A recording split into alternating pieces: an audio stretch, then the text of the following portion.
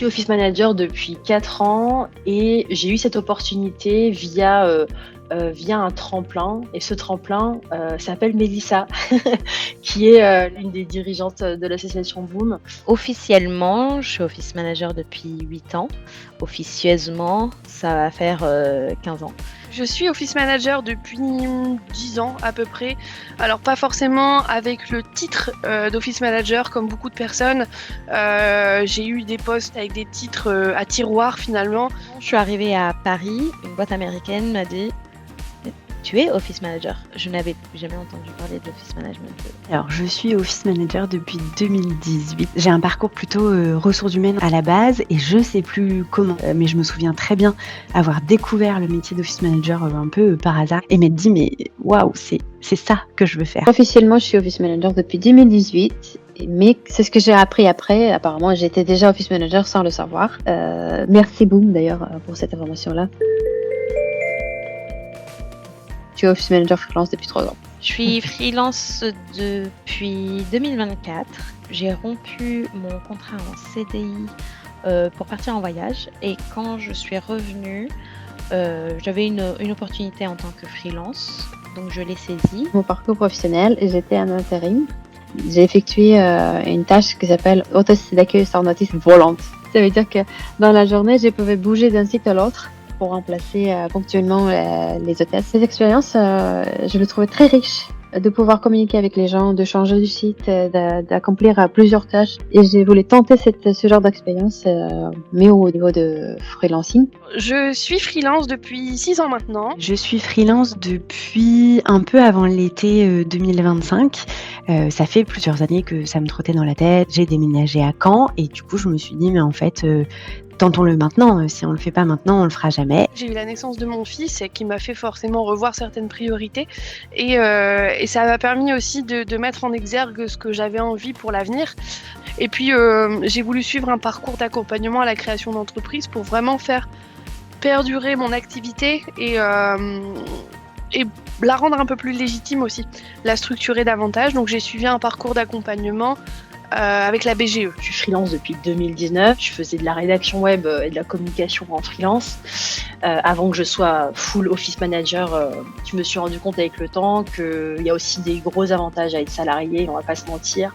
Et il y a aussi des inconvénients à être freelance. Mais bon, pourquoi j'ai fait ce choix et pourquoi je le maintiens encore aujourd'hui, c'est principalement pour ces avantages, effectivement. Eh bien, les avantages à être freelance, cette liberté d'organiser son temps, de gérer son temps comme on l'entend. En étant freelance, tu ouvres une porte qui te donne beaucoup de possibilités.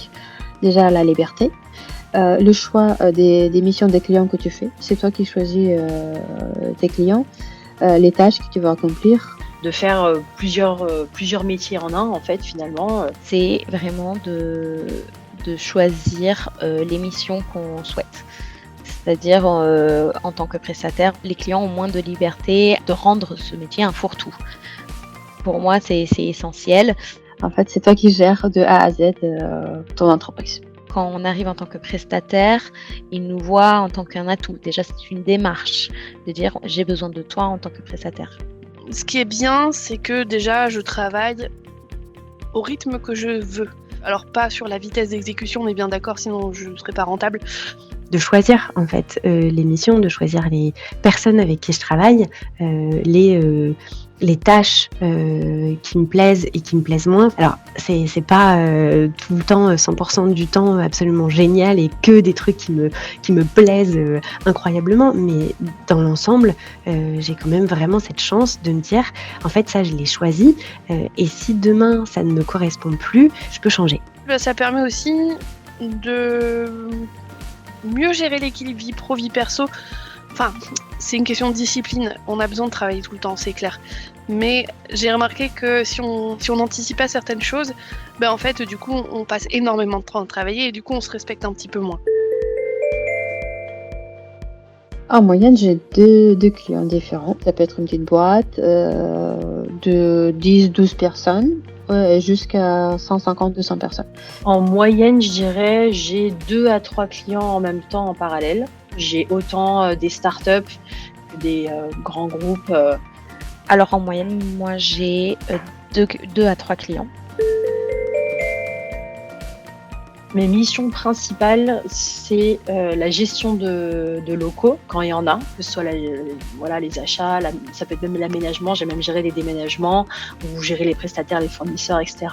Il y a une partie support administratif, support RH. Je fais de la communication interne, je fais de la pré-comptabilité. Donc, c'est beaucoup de mise en place de process d'audit de l'organisation interne des sociétés, mais également je me spécialise dans le workplace. J'ai toute la partie donc de mon entreprise, donc c'est vraiment que de l'office management pur et dur. Il y a la gestion des services généraux, la partie vie au bureau, tout ce qui est cohésion d'équipe, les événements, calendrier, communication interne. L'animation de la vie au bureau aussi, l'événementiel. Des événements internes et externes. Depuis octobre, j'ai monté aussi l'offre de service du consulting en qualité de vie au travail et RSE. Et ponctuellement, ça m'arrive d'organiser des actions de sensibilisation sur la qualité de vie au travail, sur la RSE, l'égalité femmes-hommes, et même parfois le handicap, etc. Pour l'instant, je m'y retrouve très bien. J'adore le métier d'office manager, j'adore l'exercer en freelance. Mon objectif professionnel pour 2026 va être de développer le côté événementiel de mon activité, notamment en proposant tout un catalogue d'ateliers créatifs. Être matchmaker entre les sociétés et les écoles et être un contact de confiance, que ça soit dans les deux sens.